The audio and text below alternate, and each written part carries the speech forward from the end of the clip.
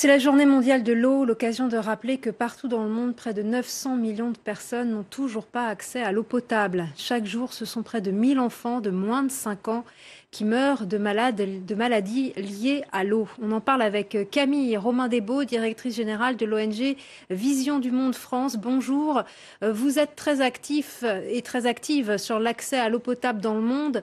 Comment interfère la pandémie actuelle avec votre activité ? Bonjour, oui, Vision du Monde est mobilisée depuis le mois de janvier partout dans ses programmes. On est présent dans une centaine de pays. Nous étions déjà très impliqués dans tout ce qui concerne l'hygiène et l'assainissement. Donc on mettait déjà un accent particulier sur l'accès à l'eau, le fait d'avoir au quotidien des bonnes pratiques comme se laver les mains avec du savon.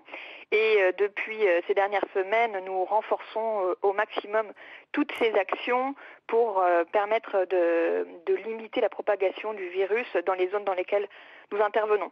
Donc ça va se faire à la fois avec le renforcement de ces actions très concrètes autour de l'hygiène des mains, mais également autour du nerf de la guerre qui est l'information et l'information des populations pour adopter les gestes barrières que l'on connaît, se tousser dans son coude, se laver les mains, mais c'est également éviter les rassemblements de populations pour mettre dès que possible un frein à la propagation de la maladie.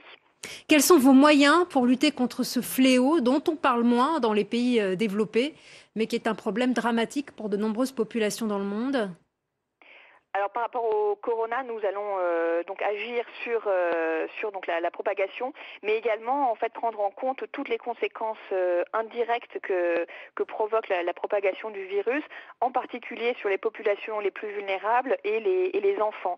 Je pense notamment aux enfants de nos programmes aux Philippines, dont les parents qui sont des travailleurs pauvres, journaliers, ne peuvent plus en fait rapporter d'argent à la maison, ne peuvent plus nourrir leurs enfants. Donc on se retrouve avec des familles qui sont dans une situation d'encore plus grande vulnérabilité, et l'association va, en prenant bien sûr un maximum de précautions pour nos propres collaborateurs, aller voir ces familles pour faire de la distribution de denrées alimentaires et d'éléments sanitaires de base, comme des savons, kits d'hygiène pour les familles. Et vos moyens par rapport au problème de l'accès à l'eau potable ? Alors par rapport à l'eau potable, Vision du Monde intervient à la fois, je dirais, sur le court terme dans les situations d'urgence, donc dans les camps de réfugiés au Bangladesh ou encore en Ouganda, avec la mise à disposition d'eau et de mise en place de systèmes d'évacuation des déchets.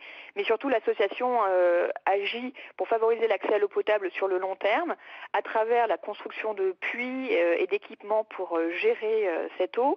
On va également mettre un très fort accent sur la partie sanitaire, donc sur les toilettes. On n'y pense pas forcément, mais la question de l'eau et des maladies hydriques est fortement liée à l'absence ou non de toilettes.